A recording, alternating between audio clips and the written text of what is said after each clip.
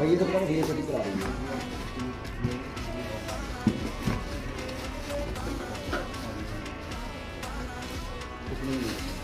है बहुत भूख गया वो सही है।